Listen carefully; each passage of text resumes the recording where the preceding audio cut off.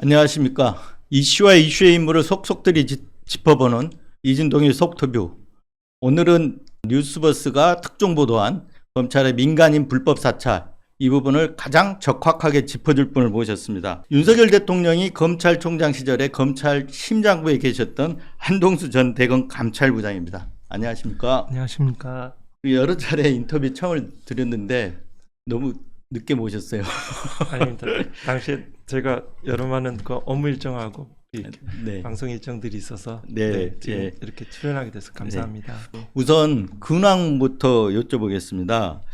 그 감찰부장 하시면서, 그러니까 윤석열 대통령이 검찰총장 시절에 그 진짜 감찰부장이면 그 가장 지근거리에서 볼 수 있는 검찰 심장부인데 거기서 겪었던 일, 이런 일을 책으로 펴내신 것 같아요. 이게 네. 지금 최근에 나온 책이죠. 네. 검찰의 심장부에서. 네. 그러고 보니까 제일 뒤에는 이렇게 돼 있습니다. 네. 나는 검찰의 심장부에 들어가 윤석열의 쿠데타를 목격했다. 이렇게 돼 있어요. 네. 여기서 쿠데타를 목격했다고 하는데 네. 이 어떤 내용, 책 내용 간단히 좀 소개 좀 해주시면 어떨까 싶어요. 이 책입니다. 네. 책인데 네.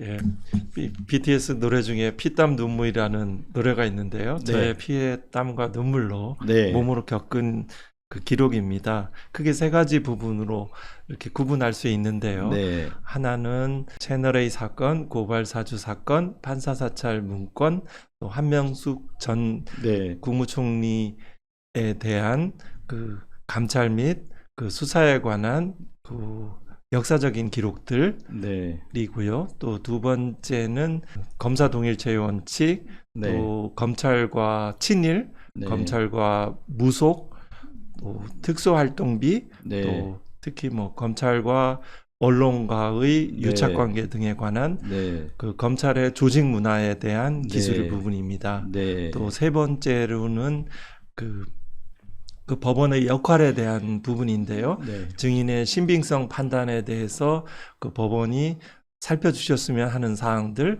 네. 또 검사가 실제로는 준사법기관도 아니고 네. 또 실제로 객관 의무에 충실하지 않아서 유죄의 피고인에 대한 유죄의 자료들만 네. 일방적으로 제출하는 공소 유지 활동을 한다라는 네. 점들을 그 말씀드리고자 했습니다. 저희들도 이제 언론 입장에 보면 검찰을 상당히 비판적으로 보기도 하고 그러잖아요. 네. 물론 또 이렇게 유착돼 있는 언론도 있긴 하지만. 네. 네.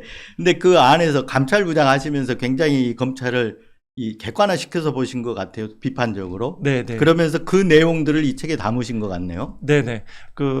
주 이제 이른바 이제 이 과거에 이제 검찰 개혁 네. 내지는 검찰 변화의 여러 시도들이 그 근본적인 부분에서 제대로 이루어지지 않은 그 원인 중에 하나는 검찰 조직 내부의 의사결정 구조, 네. 조직 문화, 그 작동 원리에 대한 그 인식이 부족하지 않았나 이런 생각들을 하였습니다. 네. 비교적 네. 객관적인 시각에서 네. 이 검찰 개혁의 참고 자료가 되었으면 하는 생각에 또 이 집필의 의도 중에 하나였습니다. 네.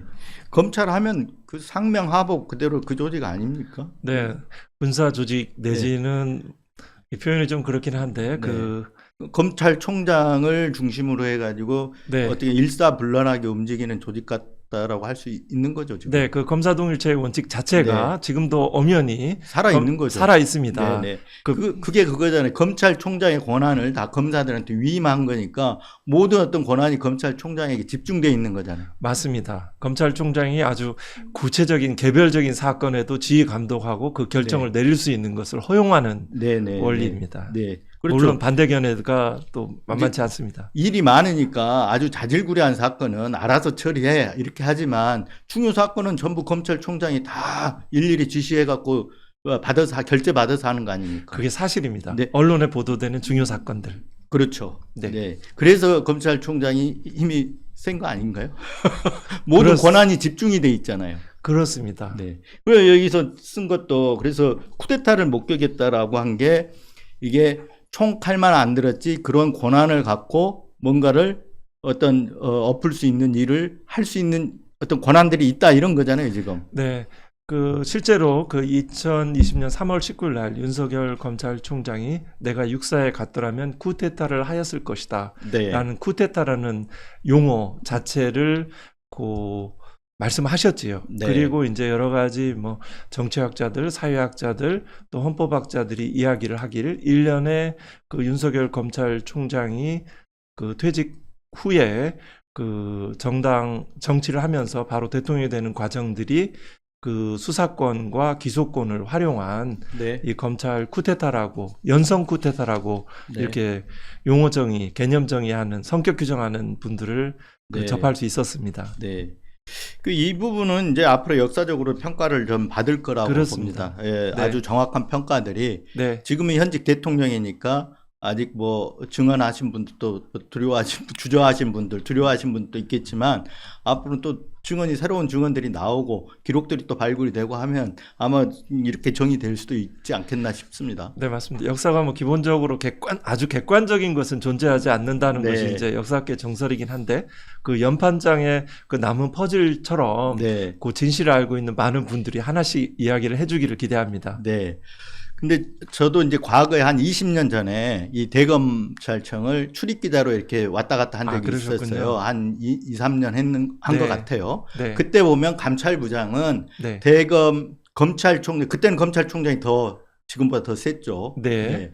근데 감찰부장은 어떤 총장이 참모 가운데 한 명이었단 말이에요. 네. 근데 나중에 개방직이 되고 그랬는데 우리 변호사님은 감찰부장 하실 때 어떤 참모로 인정을 받은 건 아닌 것 같아요. 어떻습니까? 네, 그렇습니다. 오히려 그 반대였던 것 같은데. 네, 맞습니다. 그 이제 과거에는 이제 검찰총장의 칼로서 네. 징계 권한들을 가지고서 이제 감찰부장이 그러한 역할을 해왔고요. 네네. 그러니까 결국은 총장의 지휘권을 보좌하는 역할들, 그 지휘권에 그 복무하는 그런 역할들을 수행하였는데요. 저는 기본적으로 그 감찰부장이라는 직위, 그 업무 자체가 때로는 검찰총장도 견제할 수 있는 네. 검찰권이 올바로 행사되기 위해 하는 그런 역할을 하는 것이 본래 부여된 그 업무 내용이라고 파악하였습니다. 네. 그런데 지금은 우리 변호사님 들어가셔가지고 오히려 지휘권을 견제하는 역할을 하셨던 걸로 봐야 되는 거 아닌가요? 네, 네.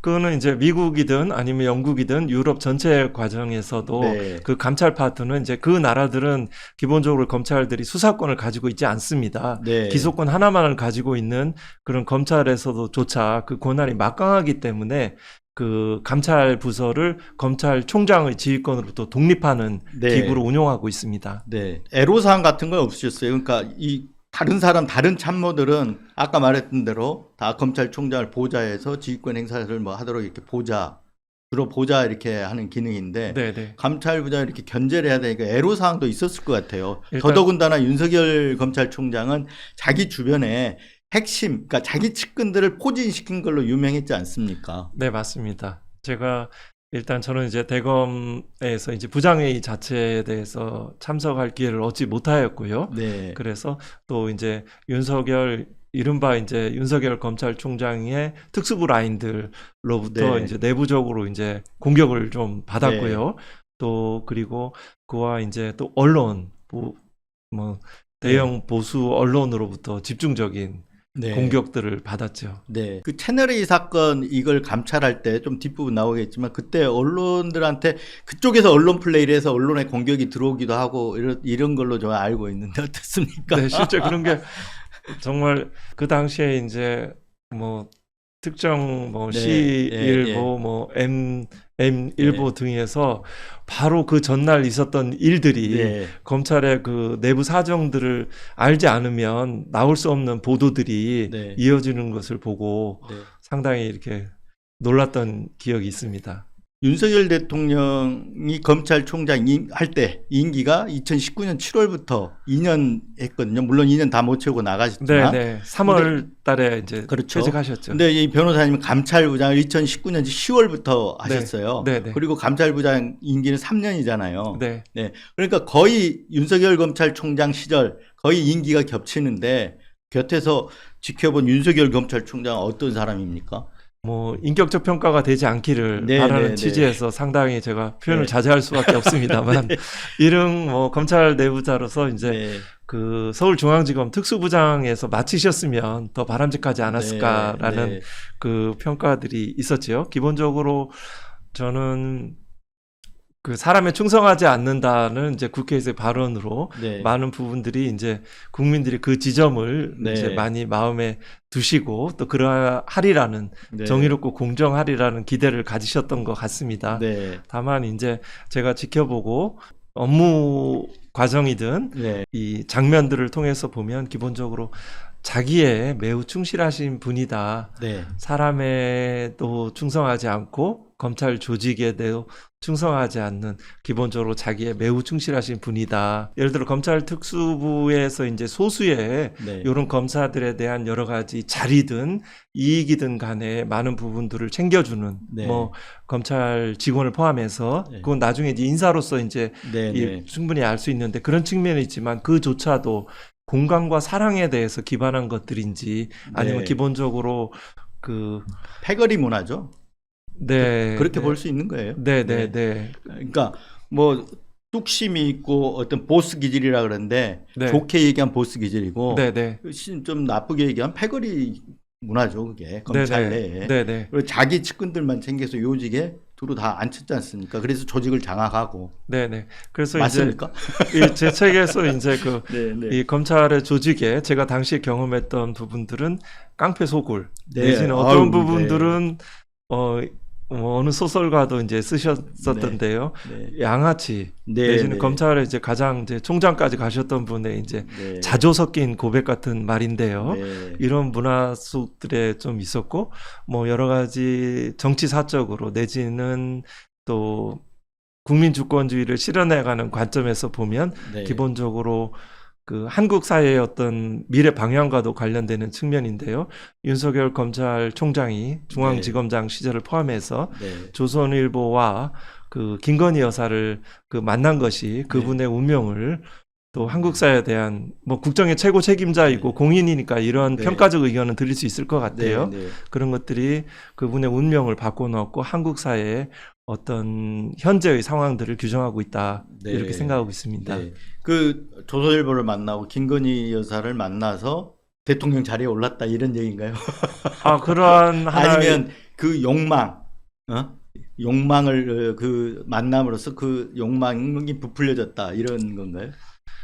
대권 욕망이 부풀려졌다 이런 건가요? 뭐 주관적인 측면에서의 그런 요소들하고 네, 네. 속칭의 말들은 제가 뭐 네. 표현하기 좀 네, 어려운데요. 네. 주관적인 측면과 그 객관적인 도움들이 네. 같이 잘 배합되고 결합됨으로 해서 그 과정들이 힘을 얻고 실제 결과를 네. 실현하였겠지요. 네. 네. 제 기억하기로는 한동훈 법무부 장관 청문회 자리에서 이런 증언을 하셨던 것 같아요. 어떤 내용이냐면 채널A 사건으로 한동훈 검사장을 그러니까 채널A 사건이 보도된 다음에 한동훈 검사장을 감찰하기 위해서 감찰 착수해야겠다라고 보고하러 갔을 때 그 당시에 검찰총장인 윤석열 대통령이 책상 위에 발을 얹고 그리고 반말을 하고 그리고 보고를 하자 위협적인 태도를 취할 것처럼 했다. 네. 이런 얘기를 증언하신 적이 있는 걸로 기억을 하고 있어요. 네. 네.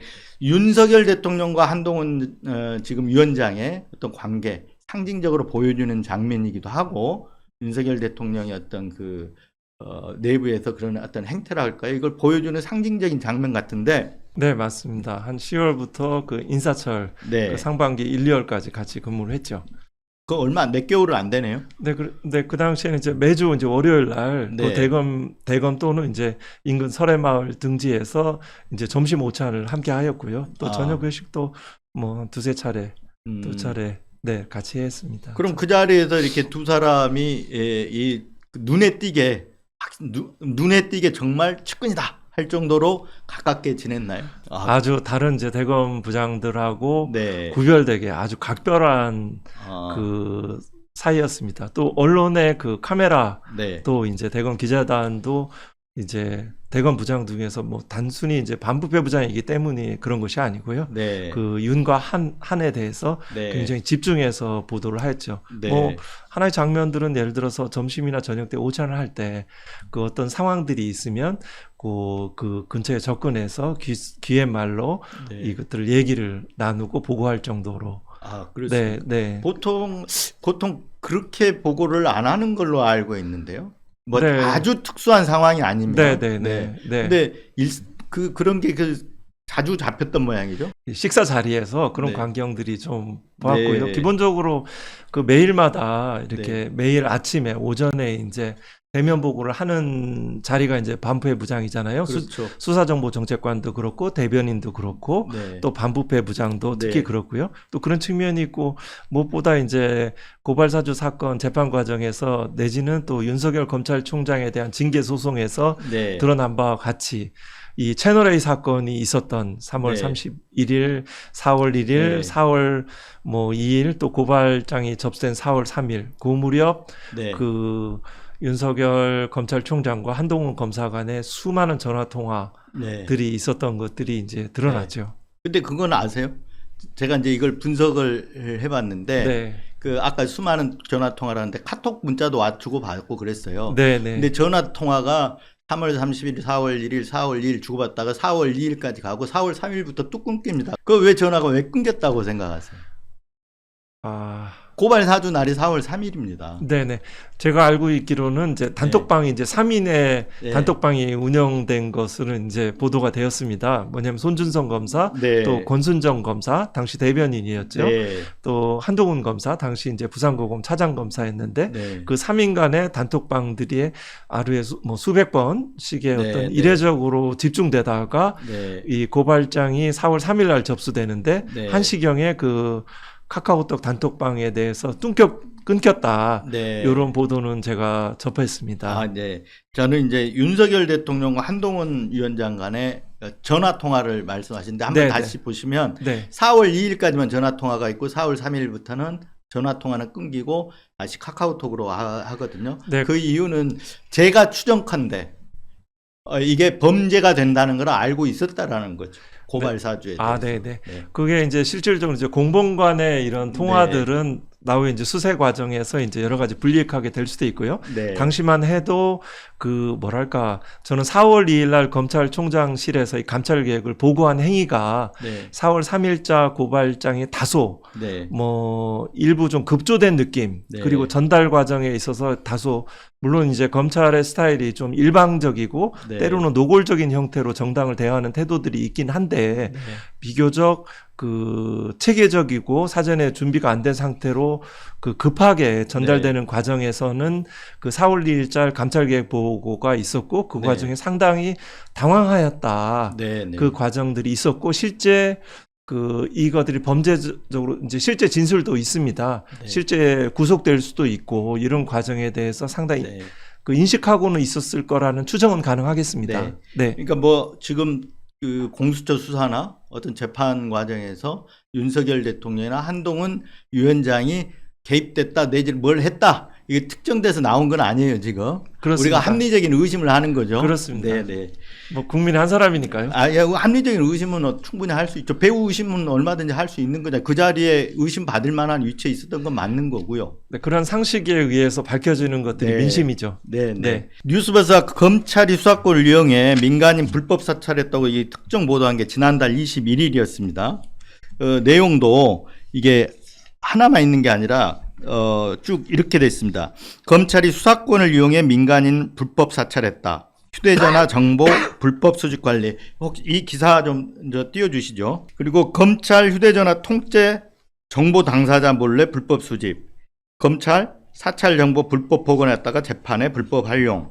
윤석열 대통령 과거 검찰총장 시절 징계 사유였던 판사 사찰 문건 작성에도 압수 정보가 활용된 정황이 있다. 그리고 휴대전화 불법 사찰. 윤 대통령 검찰총장 시절에 예규까지 만들어서 이루어졌다.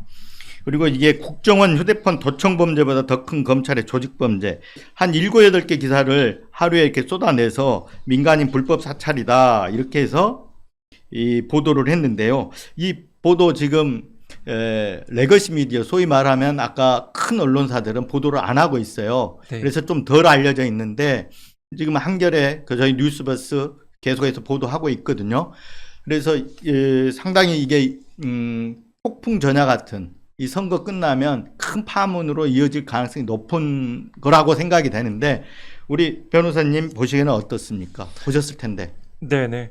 그 보도 내용들의 이제 그 내용들을 읽어보았고요. 지금 그 말씀하신 그 발행인님의 그 말씀하신 취지의 기본적인 성격에 동의를 합니다. 네. 최초 이제 고발 사주 관련해서 뉴스버스에서 최초 보도를 하였고 그것이 이제 결국 법원에 의해서 1심에서 유죄 판결로 되는 그렇게 귀결되었지요. 네. 요 사건 이른바 이제 그 대검 내에서 이제 과학수사부 내에서 그 디넷 네. 그 디지털 캐비넷이라고 하는 요 부분들은 기본적으로 우리가 D넷이라고 내부에 어떤 서버망이고 통합 디지털 뭐 어떤 증거 관리하는 이런 통합 시스템 같아요. 업무 관리 시스템이라고 부르더라고요. 네네 그걸 이제 D넷이라고 그렇게 돼 하는데, 있죠. 약칭해서. D넷이라고 하는데 이걸 이제 외부에선 디지털 캐비넷으로 지금 보고 있습니다. 네. 네, 그 영화 더킹에서 보면 나오는 그 검찰 캐비넷 같은 네. 그게 이제 전자적으로 컴퓨터 속에 서버에 저장되어 있다 그래서 디지털 캐비넷 이렇게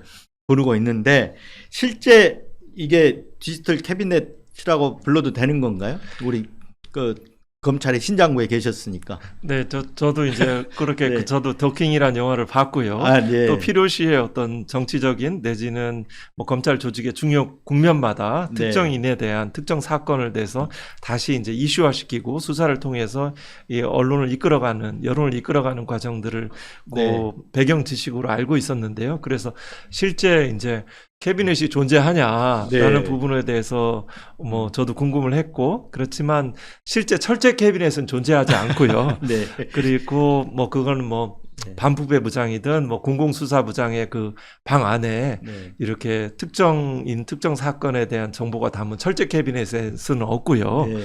다만 그 USB의 형태 네. 네. 내지는 그 서류철 네. 이 파일 철로의 형태로 인사 발령이 돼서 그걸 가지고 다닌다.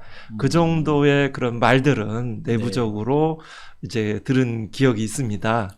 네. 그렇게 하고 그러면 이제 그 자료의 이제 원천들 그 소스는 어디인가를 살펴보면 그게 네.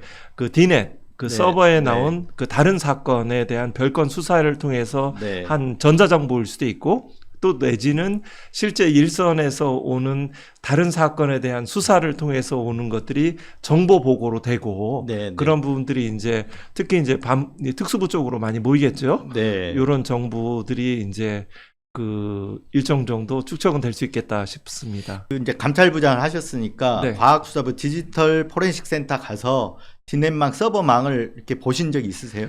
네, 그 윤석열 검찰총장 시절에서는 네. 그런 기회가 허락되지 않았고요. 아, 그것도 뭐 비밀 어떤 이제 뉴스- 과학수사부장의 이제 그 기본적인 동의 아, 내지는 뭐 그 감찰부장이 움직이는 일들은 예를 네. 들어서 검찰총차장에게 이 보고가 보고가 됩니다. 달가워하지 않겠죠. 아, 그렇습니다. 예를 들어서 제가 뭐 네. 디넷을 보겠다라고 하면 네. 이 수사 정보가 실제 어떻게 저장되고 어떻게 이게 그 수사팀의 검사들에게 어떻게 다운로드 되고 열람되는지 이 부분을 확인하겠다라고 하면 그거는 뭐랄까 좀 뭐 난리가 난다고 할까요? 이런 네. 상황들을 예상할 수 있는데요. 그 후에 이제 김호수 총장 시절에 그 과수부의 안내를 받아서 어떤 일반 이제 그 일반 외부인들이 이제 네. 견학하는 정도의 수준 네. 그거보다 뭐 약간 깊게 네. 요 뒤에 이제 그 모니터도 보고 이런 분들은 기억이 있습니다. 그 물론 아까 금방 얘기하신 거 들어보면 알았으면 그런 일이 이루어지고 있다는 걸 알았으면 감찰 사안이었겠죠.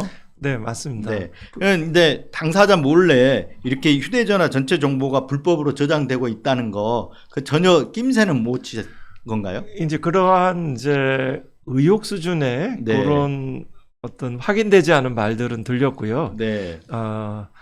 그리고 이제 감찰부 내에서 이제 검사들이 존재하는데요. 또 이러한 사실에 대해서 얘기를 하면 뭐 그런 위법 사항들은 없다라고 네. 하고 구체적인 뭐 민원이든 뭐 또 언론이든 또 내지는 그 고소 고발이든 이런 부분들이 또 일선청으로부터 보고든 이런 부분들이 없으면 감찰부가 이제 또 선뜻 움직이기가 어려운 여건입니다. 네. 네. 디넷망이 있다는 건 아신 거죠? 네네. 네. 그런 부분들은 알고 있었습니다. 네. 거기서 그럼 디넷망에서는 주로 어떤 일이 어떤 작업들이 이루어지고 있는 걸로 이렇게 아셨던 거예요? 제가 알고 있기로는 디넷에 이제 디지털 이제 많은 엔지니어들이 거기에 함께 근무하고 있고요. 네.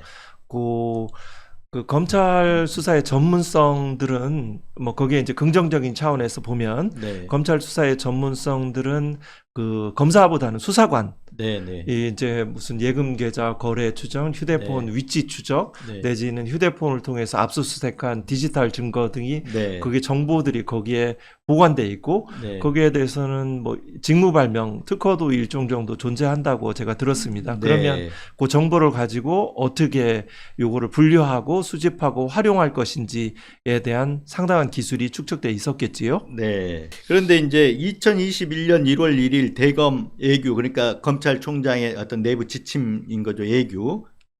여기에 보면 목록에 없는 전자정보 지휘 항목 이런 조항이 들어가면서 이게 또 별지 소식으로 등장을 해요. 그 수사지휘서 한번 띄워주세요. 그때 감찰부장이었을 때인데 이런 예규 만들 때 아까 말했던 대로 수사지휘서 이걸 보면 휴대폰 전체 정보를, 그러니까 영장에서 허락하지 않는 전체 정보를 뭐 이렇게 저장할 수 있도록 항목 체크해서 저장할 수 있도록 했는데 예규를 이렇게 만들었어요. 그러면 이 예규 만들 때 감찰부장한테 이렇게 참조하시라거나 이렇게 뭐 사전에 검토 이런 걸 하지는 않나요? 없었습니다. 원래는 해야 되는 건가요? 지금 뭐 규정 자체는 그 대검의 규정 자체는 기본적으로 검찰총장 1인의 의사에 따라서 그 작성되고 그 내용이 규정된다라고 보시면 틀리지 않습니다.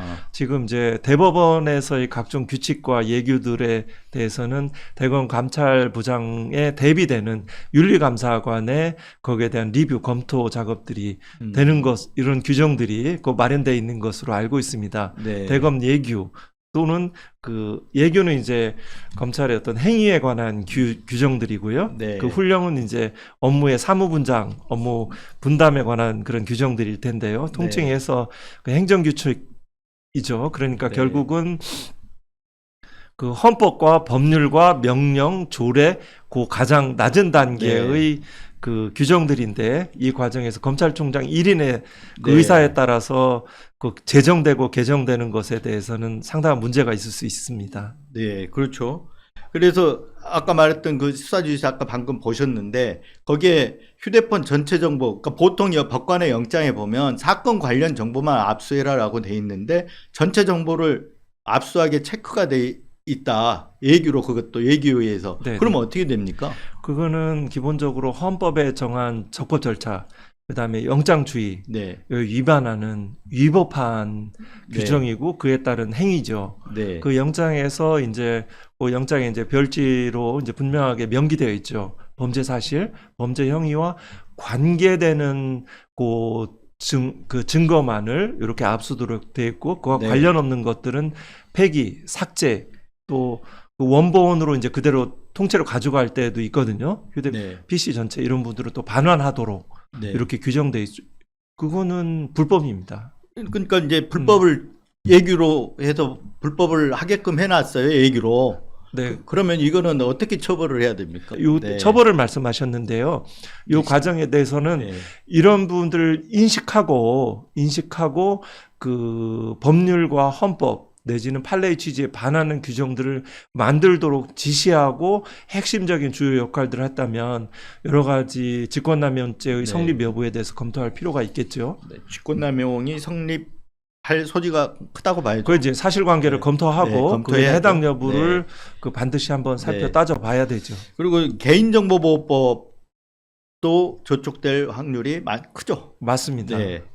그래서 사실상 이게 개인정보보호법은 간단히 아는데 저는 이 취재하면서 보니까 처벌 형량이 세더라고요. 네, 맞습니다. 거기에는 이제 사생활의 비밀과 자유, 네. 우리가 이제 민주국가의 시민으로 살아갈 때 가장 기본적인 그 표현의 자유 내지는 안정, 편안한 마음과 관련되는 것들입니다. 네. 그 이제 계실 때 감찰부장께서 한동훈 위원장이 검사장 하고 있을 때 한동훈 새누리 사건으로 한동훈 검사장에 대한 감찰방해, 수사방해, 그리고 그 대검 수사정보정책관실에서 이루어졌던 판사 사찰 문건 작성 그리고 배포 이런 과정에 대해서 다 감찰을 하셨던 걸로 알아요. 이때 그 법무부에서 이게 윤석열 검찰총장에 대한 감찰이 있었죠. 네. 대검 감찰은 거기에 관여 안 하신 건가요? 그 한동훈 이제 반패부장도 이제 그 당시 이제 한동훈 검사에 대한 그 채널A 관련해서 그 채널A의 그 기자와 같이 그 상호 의사 연락을 하면서 유시민 그 이사장에 대한 범죄 정보를 그 알아내려 했다는 그 의혹, 그 당시에 이제 그 수사 상황을 누설했다는 그런 의혹에 대해서 그 감찰 계획을 했고 감찰 개시 보고를 하였지요. 네. 그 과정에 대해서 그 4월 2일 날, 또 네. 4월 7일 날, 그러고는 4월 7일 당일 네. 그 윤석열 검찰총장이 감찰 중단 지시를 해서 감찰은 중단됐습니다. 네. 그래서 굳이 이 부분에 대해서 감찰이 중단됐고 그 부분에 만약에 직권남용이 해당된다면 그 자체로 네. 이 직권남용의 이제 기소에 이르는 상태가 됐고요. 네. 그 외에 이제 수사 상황에 대해서는 그 이제 감찰부장의 이제 대검 부장회의들도 네. 이제 당시에 이제 그 구본선 대검 차장 주재하에서 이루어졌는데 그때 감찰부장은 뭐 참석할 기회를 얻지 못해서 네. 또 수사 상황에 대해서는 제가 네. 정확한 정확한 답변을 드리기가 어렵습니다. 판사 사찰 문건 같은 경우는 어떻습니까? 그것도 판사 사찰- 수사정보정책관실에서 네, 판사 사찰 문건은 당시 수사정보정책관실에서 본인들이 작성했다라고 네. 인정을 하였지요. 네네 인정했죠. 네, 그만큼 이제 그것도 검찰총장 지시받아서 작성했다고 네, 인정했어요. 네, 인정했습니다. 네, 네. 성상욱 뭐 정보 네, 네. 담당관이 네. 인정을 했지요. 네. 그 과정에서는 그 판사 사찰 관련해서는 제가 그 감찰부장으로 재직하면서 우리가 수사로 전환할 수가 있습니다. 네. 수사로 제가 범죄에 인지하였던 두 개의 사건 중에 하나입니다. 윤석열 네. 검찰총장을 그 판사 사찰 문건 관련해서 그 직권남용죄의 피의자로 범죄 인지를 했고 제가 도장을 찍었죠. 아, 네.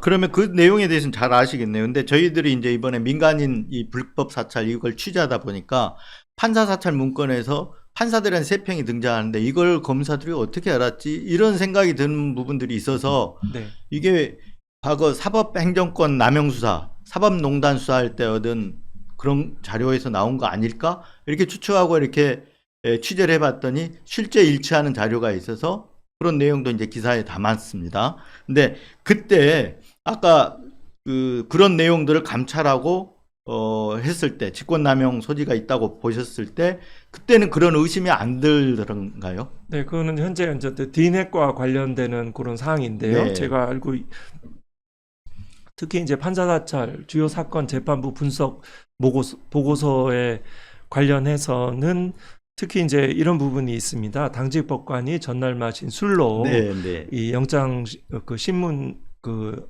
늦게 기일에 나온나 네. 불출석했다. 네, 불출석했다라는 네. 아주 이례적인 그 민감한 근데 뭐 법관 개인의 어떤 명예뿐만 아니라 네. 굉장히 중요한 민감한 정보라고 볼 수 있는데요. 그 부분이 기재가 돼 있어서 네. 이 부분 언론 보도된 사항도 아니고 네. 쉽게 할 수 있는 정보이어서 그분이 어디서 왔을까라고 해서 그 당시에는 그 공판 그 사법농단 관련해서 수사를 했던 공판 검사로부터 그 제공받은 수집받은 정보라는 그 정도의 어떤 사실 인정을 하였는데요. 네. 그 추 관련해서 수사정보정책관실에서는 반부패부로부터 받았다라고 진술했고 또 단성한 이제 특별공판팀으로 서울중앙지검에서 운영되고 있었는데요. 거기서 이제 특별공판팀에서 제공한 바 없다라고 진술을 했습니다. 네. 일단은 그 특별공판팀의 진술이 사실이라면 네. 일단은 그 부분에 이제 수사정보정책관실의 이제 진술을 봐야 되는데요. 수사정보정책관실의 입장은 반부패부로 네. 부장으로부터 받았다라고 했습니다. 그러면 당시에 심재철 반부패 부장은 반부패 부장에서 제공한 사실이 없다라고 했습니다. 네, 그러면 두 가지 추론 내지 검토할 지점이 있는데요. 살펴볼 지점이 있는데 하나는 이 당시 심재철 부장이 저한테 그 제보한 주요 사건 재판부 분석 네. 그러니까 그 소위 문건, 판사 사찰 문건. 네, 소위 판사 사찰 문건 외에 그 전에도 네. 작성됐었다. 네. 네. 그 이제 한동훈 반부패 부장 시절에 제공되었을 가능성이 네. 하나 있고 또 하나는 수사정보정책관실이 사실과 달리 그 수사정보정책관실은 그 총장의 그 네. 눈과 귀로서 각종 정보를 할 수 네. 있는 많은 정보 수집 권한과 상당한 총장의 직접적인 권한 부여들을 받을 수 있는 부서이기 때문에 또 디넷에 접속해서 수집했을 가능성 등을도 네. 이제 살펴봐야 되죠. 그 부분은 조사를 통해서 사실관계가 규명이 돼야 되겠죠. 그 당시에 디넷 접속 가능성에 대해서는 의심을 안 하셨던 거예요? 의심을 좀 하셨나요? 그 부분에 대해서까지는 파악하지 못했습니다. 아니 그러니까 저도 이제 이번에 한 건데 그래서 그 징계 의결서 내용을 쭉 봤더니 아까 말씀하신 대로 반부패 부장은 준 적이 없다. 그리고 수사팀 공판 유지팀도 준 적이 없다. 자료를. 그럼 그 반부패부에서 얻었다는데 다 당사자들은 준 적이 없다 그래요. 그래서 그러면 이게 압수된 정보에서 나왔을 가능성이 있겠구나. 그래서 찾아보니까 무리야기 법관 리스트가 압수가 됐더라고요. 근데 거기에 들어있던 내용과 여기에 이 판사사찰 문건에 들어있던 내용들이 동일해요. 그래서 여기서 갖다 썼구나. 그런 정황으로 저희들이 이제 의심을 한 거죠. 네, 일단은 그거는 이제 이 부분은 어느 정도 사실이라고 얘기할 수 있을 것 같습니다. 법원 행정처 PC로 압수수색된 네. 정보였다라는 이제 네. 뭐 무리야기 법관 리스트 예. 거기에 대한 거기에 기재된 점이라는 점은 확실합니다. 네. 그러면 압수수색 부분 뭐 사실 가능성이 아주 높습니다. 그러면 그 압수수색 그 정보가 디지털 증거기 때문에 네. 그게 무슨 이미징 파일의 형태든 아니면 그 원본 전체가 들어가는 증거 파일의 형태든 간에 그게 디넷 서버에 일단 보관되었을 가능성이 매우 높습니다. 그러면 네. 그 과정에 대해서는 그걸 뭐 사본의 형태로 가지고 있었지는 못할 거니까요. 네. 그러면 그 원래의 그 출처 소스는 디넷에 네. 보관된 디지털 네. 증거였을 그 출발점은 거기서 시작됐을 네. 것입니다. 그래서 그 엄청난 비밀이 담겨져 있기 때문에 수사정보정책관실에서 거짓말을 한 게 아닌가. 그거는 이제 네. 이렇게 할 수 있죠. 누구나 그 특히 이제 네. 방어권에 아주 투철한 검사들은 네. 거기에 대해서 어떤 그 예를 들어서 그 책임의 위중함들을 다 인식하고 있고 본인의 책임을 모면하려는 것들이 있기 때문에요. 기본적으로 이 규정이 세부 규정이 마련된 측면도 결국은 그 실행 행위자, 구체적인 실무자들의 책임을 모면하고 그 네. 불법 의식을 완화하고 경감시키는 것입니다. 그래서 네. 그 진술이 서로 엇갈리는 측면이 있을 수 있지 않나라는 생각도 해봅니다. 앞으로 국정조사하고 그리고 뭐 이제 이거 실정법 위반된 게 있으면 특검 조사도 있을 수도 있고 공수조사가 있을 수도 있는데 네. 이런 게 진행이 되면 또 드러나겠죠. 네, 기본적으로 이제 공수처에 이제 네. 그 관할 범위 내에 속하는 것이긴 한데요. 네. 현재 이제 공수처의 이제 처장과 그 처장 후에 이제 비롯될 인사에서 네. 기본적으로 대통령이 임명하기 때문에 어디까지 수사를 네. 할 수 지켜봐야 되겠죠. 특검 또는 국정조사를 통해서 네. 그 사실관계가 많이 드러날수록 우리나라의 어떤 네. 그 정보 관리의 투명성, 네. 또 개인의 사생활과 비밀과 자유, 적법 절차들이 네. 구현되는 사회로 가는 것입니다. 국민의 기본권, 인권들이 더 보장되는 사회로 가는 거죠. 맞습니다. 네. 네.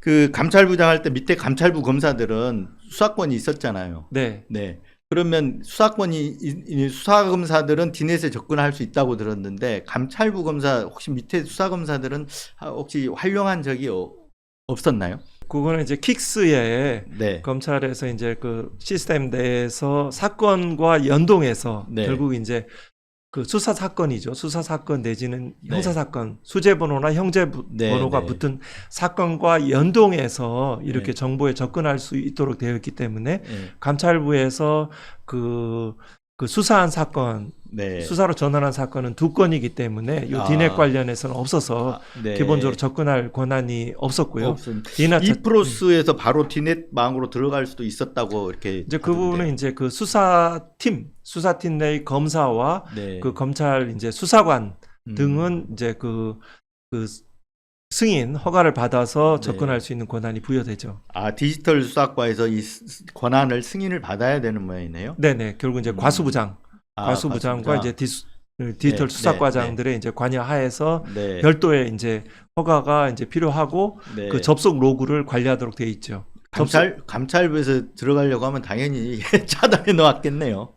이제 그렇게 하고 이제 예를 들어서 이제 네. 그 감찰부에서 네. 예를 들어서 그 고발 사주 관련해서 이제 메신저 네. 내지 또 그 판결문 검색의 그 접속 로그들 네. 또 법조인 대관 등의 접속 로그들을 확인할 때도 기본적으로 그 총장 김호 총장 내에서 그 보고하고 승인들이 이루어졌고 그래서 이제 정보통신과들이 이루어진 것들이죠. 네. 사실상 이제 압수 절차에 이제 둔해서 할 정도로 굉장히 네. 그 감찰부가 직접 나서는 것들에 대해서는 기본적으로 네. 뭐 뭐 달가워하지 않죠. 뭐 네, 그걸 네. 방어적이고. 네. 네, 그렇습니다. 저희들은 뭐 네. 어떻게 뭐 사실 있는 그대로 네. 발견하고 그 네. 부분을 이제 탐구하고 기록하고 그에 따라가는 성향들이 강하니까요. 네. 근데 어찌됐든 간에 저희들이 뉴스버스 민간인 불법 사찰 이 보도를 하고 나서 휴대폰 전체 정보를 보관한다는 사실에 대해서는 검찰이 부인을 못해요. 아, 네. 네, 그건 인정하고 있어요. 다만 적법 절차다. 그리고 원본 동일성이나 무결성을 재판에 가서 입증하기 위해서 갖고 있다. 뭐 이런 취지로 지금 해명을 하는 것 같아요. 네, 네. 네, 그리고 이 휴대폰 전체 정보 보관돼 네, 있는 네. 이것에 대해서 엄격 통제하고 있다. 이런 주장을 합니다. 네. 근데 이런 해명들 검찰에 어떻게 보십니까? 엄격 통제하면 갖고 있어도 되는 겁니까, 이거? 아닙니다. 이제 감찰부장 하셨고 또 판사 출신이니까 이 부분에 대해서도 이렇게 이 검찰의 해명들이 이렇게 앞뒤 모순된다, 맞지 않는 부분들이 있을 것 같아요. 네, 맞습니다. 그게 저는 이제 형식적인 법 실증주의 내지는 정보가 공개되지 않음으로 인해서 네. 검찰의 어떤 위법적인 내지는 자의적인 검찰권 행사를 네. 유지시키는 그간에 늘 해왔던 예. 그런 태도들이라고 보고요. 네. 그런 그 해명들은 타당하지 않고 사실에 맞지 않습니다. 네. 그 부분적인 필요성을 확대 포장하는 것이라고 생각합니다. 네. 어찌됐든 간에 저희 뉴스버스는 이 허가되지 않는, 법원이 허락하지 않는 이 전자정보 전체, 그러니까 휴대폰에, 그러니까 선별해서 할 부분만 하고 나머지는 돌려주거나 폐기하거나 다 해야 되는데, 그것까지 포함해서 전체 정보를 이게 디넷에 보관해 온 것 자체가 어떤 사찰의 성격, 민간인 사찰이다, 이렇게 보고 있거든요. 왜냐하면 휴대폰은 너무너무 많은 거, 스마트폰은 너무너무 많은 것들이 들어있잖아요. 그렇죠. 저랑 예를 들어서 예. 변호사님하고 왔다 갔다 했던 소통했던 문자들 이런 것도 다 들어간단 말이에요. 어떻게 보면 이제 나보다 나를 더 잘 아는 네. 이런 아주 도구라고 이야기를 하죠. 이건 이제 민간 사찰의 성격을 가진다. 또 구체적으로 표현하면 민간 사찰의 도구로 될 수 있죠. 네. 예를 들어 지금을 이제 그 정치권에서 내지는 국민의 상당수 국민들이 검찰 독재의 시대라고 네. 이렇게 평가를 합니다. 이는 그 어둠과 공포의 세계를 만들어내는 것이죠. 네. 내가 알지도 못하는 정보가 네. 그 검찰이 막강한 수사권과 별건 수사까지 할 수 있는 그 뭐 가능하다면 필요하다면 할 수 있을 정도로 나아갈 수 있는 그 검찰이 나에 관한 정보들을 가지고 필요에 따라 그 정보를 가지고 수사를 확대하거나 또한 또 언론에 이 사실이 보도됨으로 해서 개인의 어떤 인생, 때로는 경우에 따라 이 극단적인 선택을 하는 너무나 가슴 아픈 있어서는 안 된 일들이 네. 벌어지고 있지 않습니까? 네. 이런 부분들에 대해서 이 부분은 굉장히 문제가 심각한 것이죠. 만약 네. 예를 들어서 대검 감찰부가 검찰총장으로부터 독립되어 있다면 네. 감찰 과정과 감찰 결과를 그 공개할 수 있는 조직이라면 미국과 영국과 유럽처럼 그 선진적인 제도를 가지고 있다면 마땅히 대대적으로 그 감찰 관련 조사를 해서 그 실체와 실상을 규명해야 되죠. 네. 그리고 국민 앞에 보고를 해야죠.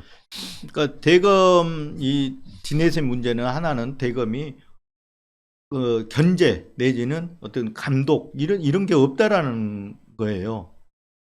내부의 감찰부가 제대로 활동을 하면 네. 괜찮을 텐데 지금 이런 상황이 벌어졌어도 어딘가에서 지금 디넷을 한 번이라도 이렇게 감독하는 데가 지금까지 없었거든요.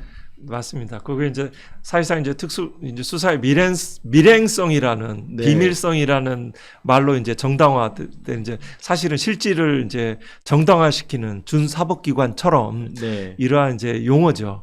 하나 이데올로기 같은 개념들인데요. 마땅히 이제 사라지고 재조명돼야 될 용어이기도 한데요. 네. 그 과정에서 감찰부는 이렇게 배제되는 은밀한 네. 영역인 거죠. 네. 다만 이제 예를 들어서 수시로 이제 정보 보고와 중요 사건, 언론에 보도되는 중요 사건에서는 총차장 내지가 소관부서, 반부패 부장 등에 이제 보고되고, 그 보고 과정에서 디넷 정보들도 뭐 출력물의 형태든 아니면 이러한 형태로 구두의 형태든 형태든 간에 상당 부분 중요한 부분에 대해서는 뭐 보고되리라는 것은 합리적인 추론인 것 같습니다. 네. 그걸 직접적으로 내려받지 않더라도 그걸 볼 수 있는 사람이 금방 말씀하신 대로 중요한 정보 같은 경우는 구두로 보고를 해서 그게 어떤 다른 어떤 별건 수사나 이런 걸로 연결이 될 수 있는 거잖아요. 네, 문건 출력과 구두 보고 네. 내지는 뭐 USB 형태든 내지는 쪽지의 형태든 네. 메신저, 네. 뭐 일반 대화의 형태든 간에 네. 메신저는 두 가지입니다. 저장되지 않는 일반 대화하고 네. 저장되는 이 송신 수신 기록이 남는 쪽지, 네. 이 두 가지 형태 등을 형태로 뭐 카카오톡이든 텔레그램이든 네. 형태로 전달됐을 가능성이 있죠. 배제할 수 없죠. 네. 근데 보통 그 이프로스 안에는 흔적만 남지, 그러니까 서로 왔다 갔다 한 흔적만 남지 내용 자체는 안 남는다면서요. 네, 본문의 내용하고 네. 그 첨부 문서는 남지 않습니다. 그 첨부 문서의 제목은 남습니다. 아니, 왜 그럴까? 왜 그렇게 해놨을까요? 보통 카카오톡은 다 해서 복원하면 복원이 되는데. 그 뭐 그렇게 한 그 이유까지는 제가 네. 뭐 알 수는 없습니다. 기본적으로 뭐 서버 용량 자체는 네. 뭐 비용 문제라고도 하지만 실제 네. 서버 용량의 비용 문제는 크지 않습니다. 네. 실제 이재용 삼성전자회 불법 승계 혐의 사건에서는 네. 2016년에 압수했던 문자 메시지를 2018, 19년 수사팀이 넘겨받아가지고 그걸 활용을 했어요. 그래서 이재용 회장의 무죄, 위법 수집 증거 중에 하나가 이제 그 문자 메시지였는데 그게 하나 있고, 또 하나는 2020년에 윤상현 의원의 공직선거법 위반을 수사를 하면서 그 전에 다른 사건으로 압수했던 사건 관계는 휴대폰 정보를 활용했다. 이것도 무죄가 났거든요. 그러니까 이런 식으로 이렇게 활용한 사례도 등장을 합니다. 별건 수사로. 근데 지금 눈에 보이는 것만 이거지, 아까 변호사님이 얘기한 대로라면 어떻게 이런 정보들이 어떻게 활용됐을지 지금 모르는 거 아니에요. 네. 맞습니다. 그 두 가지 사례에 대해서 일단 기본적으로 법원이 네. 위법 수집 증거에 대해서 그 증거 능력을 부인하는 네. 태도는 영장 발부 단계에서도 네. 압수수색 영장 발부 단계에서도 엄격한 사법 통제가 이루어지고, 그 법원에 의한 그런 통제, 그 네. 재판에서 이 통제들이 이루어지지 않는다면 네. 머지않아 검찰뿐만 아니라 법원도 네. 이 부분에 대한 그 여러 가지 의문과 이런 변화의 그 문제제가 있을 것으로 생각됩니다. 네. 그리고 만약에 이 과정이 그 재판 과정에서 대법원에서 이제 확정되기까지 한 사례들입니다. 그 두 사례들은 네. 그 압수수색 영장이 기재되지 않은 부분까지 삭제 폐기되지 않고 더 나아가서 네. 이 부분이 증거로 별건으로 인지해서 네. 그 수사 기소까지 이루어졌더라면 분명히 그건 헌법과 형사소송법, 네. 또 영장의 취지에 반한 위법한 행태이기 때문에 네. 형벌과 징계로서 반드시 거기에 네. 대한 절차들이 됐어야 되죠. 그래야지 다시 네. 이런 일들이 이루어지지 않습니다. 네. 그런데 저희가 이제 그 취재 과정에서 영장 담당 업무를 했던 판사들하고 이렇게 좀 취재를 해보니까 그러셨군요. 그런 대검 디지털 포렌식 센터를 압수수색 장소로 했고 영장이 많이 들어온대요. 그러면 대부분 비슷한 케이스가 아니겠냐 이런 얘기를 하더라고요. 근데 그때는 이렇게 대검 디지털 포렌식 센터로 압수수색 영장이 들어온 게 어느 정도나 되는지 이렇게 챙겨보시지는 않으셨나요? 네네, 그거 챙겨보진 않았습니다. 근데 다만 이제 영장 단계에서는 네. 영장 단계에서 이제 디넷에 있는 별건 정보에 대해서 만연히 네. 내지는 제대로 그 적법성 여부에 살피지 아니하고 영장이 발부된 사례가 네. 있는 것으로, 적지 않은 것으로 이렇게 알고 있습니다. 그 원본 동일성, 무결성 이런 거 유지하기 위해서 지금 네. 전체 정보를 저장해야 된다. 이게 대검하고 네. 검찰의 설명인데 네네. 이게 맞는 얘기입니까? 그거는 이제 대법원 판례 취지하고도 맞지 않습니다. 네. 첫 번째로 이제 그 디지털 증거에 관해서 증거 능력을 부여하기 위해서 말씀하신 원본과의 동일성, 네. 또 무결성. 그러니까 압수한 후로 이제 봉인되고 또 그거를 이제 포렌식하고 또 법원에 제출되는 그 과정에 대해서 고의 네. 또는 실수로 네. 그 증거가 변경이 되었는지 여부, 그 무결성이란 두 가지 분들이 확인돼야 되는데요. 네. 엄격한 증명을 요하는 것들이죠. 네. 그런데 요 과정에서는 그 본래의 원본과 이것들이 이제 하드카피 또는 이제 이미징한 매체 사이의 네. 해시값이라고 있습니다. 네, 해시값은 이제 해시 함수에 따라서 이제 그 설정되는 이제 고유의 디지털 전자지문이라고 맞습니다, 얘기하더라고요. 맞습니다. 네. 지문이라고도 하고 네. DNA라고도 합니다. 그 네. 해시값이 이 추호의 변경이 있으면 해시값이 달라지기 때문에 해시값이 동일하다는 점을 그 확인하는 취지의 그 압수수색 당사자의 서면 네. 또는 그 압수수색 과정에 참여했던 수사관 내지는 전문가의 네. 증언 또는 이제 법관이 직접 이제 그 원본 매체하고 출력 문건을 대조하는 네. 등의 어떤 검증 방법 등을 통해서 증거 능력에 부여될 수 있습니다. 네. 요 현재에 대해서 그 해당되는 압수수색 영장에 기재된 디지털 증거와 관계없는 또 다른 디지털 증거 전부를 보관할 근거는 되지 못하죠. 그거는 정확하지 않은 내지는 기존의 위법상을 가리는 네. 이 진술이라고 생각됩니다. 네. 그런데도 불구하고 계속 그 원본 동일성, 무결성을 유지하기 위해서 필요하다 이런 논리로 계속 접근을 하고 있는 것 같아요, 검찰은. 네. 예. 그러니까 다른 지금 굉장히 뭐랄까 다른 논리, 예, 굉장히 그 궁박하다 그럴까요? 궁박한. 네, 그런 것 같아요. 네. 네. 사실 이제 저희가 압수수색 할 때 부산저축은행 부실 수사 의혹 관련해서 이게 윤석열 대통령 명예훼손이다. 그래서 수사를 받고 압수수색을 당했거든요. 아, 네. 네. 그런데 그때가 보도한 게 2021년 9월, 10월 무렵이에요. 네. 네, 10월, 9월 말 10월 무렵이에요. 네. 근데 우리 고발사주에 대해서는 잘 아시지만 고발사주 뉴스버스가 처음 보도한 게 2021년 9월 2일 첫 보도를 합니다. 아, 네. 네. 맞습니다. 그리고 나서 그 후속 보도를 계속 이어가잖아요. 네, 네. 그래서 아. 그 부산저축은행 부실수사 의혹 보도와 고발사주 보도 이게 맞물려 있어요, 기간이. 네. 그런데 저희들이 이제 기자들하고 저하고 소통하는 게 취재 방이라고 방을 만들어서 자료도 주고받고 취재 지시도 하고 취재 보고도 하고 다 이렇게 하는데 그걸 대화방을 통째로 이렇게 기간을 설정해서 다 가져가는 거예요. 그래서 고발사주 부분은 명백하게 관련이 없다. 그건 가져가면 안 된다. 그럼에도 불구하고 가져가서 그래서 그거를 대검 서버에다 옮겨놨어요. 그러면 어떻게 됩니까? 대검은 또 당사자 아닙니까? 그 한번 기사 좀 한번 띄워주세요. 9월 3일이죠. 네네네. 그런 측면이 있고요. 네. 그와 대해서 이제 동정 유사 사건도 아니기 때문에 네. 그 현재 그 판례상 법리상 그 고발사주 사건과 부산저축은행 명예훼손 사건은 별건이죠. 네. 네. 그렇기 때문에 그 부분을 디넷 서버에 그 등록하고 보관할 그 법적인 근거는 있지 않은 것으로, 그래서 영장에 기재되지 않은 사실이라면 삭제, 폐기, 반환했어야 한다라고 네. 말씀드릴 수 있겠습니다. 그런데 이게 분명히 그 카카오톡이나 텔레그램 등 SNS 메시지 대화방 같은 경우 메시지 단위로 이렇게 추출해 가지고 압수하게 된 걸로 알고 있거든요. 네. 근데 검찰은 계속해서 이게 기술적으로 불가능하다라고 한 개의 파일로 압수할 수밖에 없다 이런 설명을 해요. 그거는 굉장히 수사 편의적이고 형식적인 답변이라고 생각이 됩니다. 네. 뭐 처음에 이제 이미징 단계에서는 전체로 이미징 할 수밖에 없다라고 이제 기술적으로 이렇게 설명을 하는데, 네. 이제 그 부분들을 이제 구체적으로 이제 추출하는 단계에서는 메시지가 이제 우리 카카오톡이나 텔레그램 메시지든 또 이런 뭐 네. 문자 메시지든 간에 다 분리가 가능하잖아요. 그렇죠. 그 네.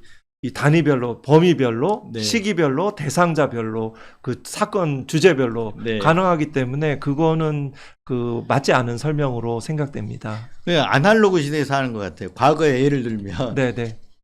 일기장 같은 걸 압수를 해요. 그러니까 네. 범죄 혐의가 있다 그래서. 네네. 근데 어느 날 어느 하루 것만 찢어져 가지고 압수할 수는 없잖아요. 그건 그렇습니다. 그렇게 통째로 압수를 하는데 네네. 예를 들면 지금 전자정보는 이게 다 분리해 갖고 가능하잖아요, 이게. 네, 맞습니다. 근데 이걸 뭐 일기장처럼 뭐 분리할 수 없다는 지금 설명을 하더라고요. 네네. 그렇게 형식적이고 부분적인 설명을 하는 것은 이제 그 정말 그 실체적 진실을 추구하고 절차의 적법성을 추구하는 수사기관이 네. 그 표명할 입장은 아니라고 생각을 됩니다. 기본적인 신뢰를 깨는 일들이잖아요. 네. 네, 그래서는 안 되죠. 네.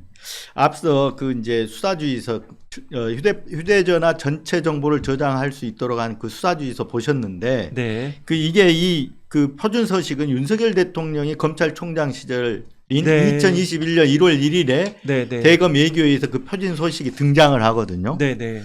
이 표준 서식이 왜 이렇게 만들어졌다고 생각하세요? 아까 말씀드렸듯이 이런 규정들은 검찰총장 1인의 의사들에 네. 의해서 수립되기 때문에 기본적으로 그 이러한 규정들에 대해서 그 헌법과 법률 이거는 뭐 그 말씀드리면 예를 들어 이런 규정이 아니라 네. 법률로서도 디지털 증거 전부를 하는 것을 규정했다. 국회가 네. 입법을 했다. 이러면 위헌의 소지가 있습니다. 그렇죠. 이 네. 법률로도 못 하는데 규정으로 했다면 네. 이런 부분에 대해서는 형사적으로도 네. 이 검토를 해봐야 되는 것 같습니다. 네. 그 이제 그건 어떤 법적인 측면이고 네. 내용적인 측면. 아까 내심의 의사는 뭐 추정 단계, 추론 단계일 수밖에 없는데 네. 이게 윤석열 대통령이 검찰총장 할 때 휴대폰 전체 정보를 보관하는 비율이 거의 100%까지 올라가더라고요. 네, 저도 그 수치를 보고 와, 네. 그렇다 그러니까 싶었습니다. 내심에 다른 뭔가 의도가 있었을 걸로 이렇게 추정이 되거든요. 네. 그만큼 수요가 있었고요. 네. 수요가 있었고 네. 또 이런 부분들이 이제 나중에 이제 사람의 말이 중요한 거 아니고 그 네. 사람의 행동과 그 결과들이 중요한데요. 네. 결국엔 나중에는 결국은 정치의 길로 가셨고 네. 대통령의 이제 국정 최고의 그 지위까지 이제 오르셨는데 네. 그 일련의 과정들 속에서 이 디지털 증거들이 네. 그 어떠한 역할을 했을지 한번 살펴볼 지점이 있을 것 같습니다. 그래 국정조사를 반드시 해야 될 것 같다는 느낌이 들어요. 그리고 윤석열 대통령이 검찰총장 시절에 그 유행이랄까요? 그 검찰이 내세우는 것 중에 하나, 용어 중에 하나가 살권수였지 않습니까? 살권수, 살아있는 권력에 대한 수사. 그러니까 살아있는 권력이라면 그 시점에서 굉장히 그 유력 권력의 핵심에 다 들어가 있는 분들 아니겠습니까? 청와대하고 조국 법무부 장관이 네. 대표적이었죠. 그 사람들의 수사를 하면서 휴대폰을 압수를 해서 정보를 기내에서 저장을 했다. 저는 그랬을 가능성이 매우 농후하다고 보는데요. 그러면 어떻게 됩니까? 이후에 아까 말씀하신 대로 그 행보, 그다음에 이 정치 선언, 정치 참여를 한 이후의 행보에 이거 활용됐을 가능성 어떻게 보십니까? 네, 그 부분 뭐 구체적인 것까지 제가 뭐 네.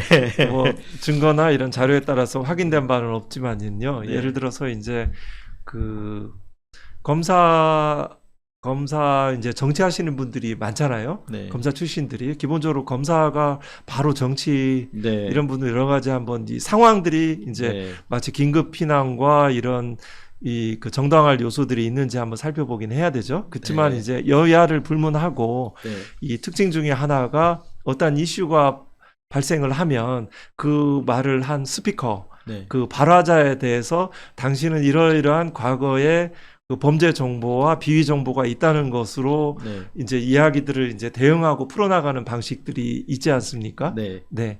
그 가능성이죠. 네, 그렇습니다. 그런 네. 가능성들은 한번 살펴봐야 되죠. 그 수사와 관련된 기본적으로 인격권에 관한 것이거든요. 네. 사생활 비밀과나 그렇죠. 정보들이 그 네. 본래의 목적과 용도 바깥으로 활용되는 것은 네. 있어서는 안 된 일이죠. 그 윤핵관 의원들도 이렇게 보면 어떨 때 보면은 이렇게 좀 뜻밖의 그러니까 출마한다고 했다가 갑자기 쑥 들어간다거나 뭐 이런 일들이 좀 보여요. 그러면 혹시 디지털 캐비닛이 이용되는 거 아닌가 이런 의심이 들기도 하더라고요.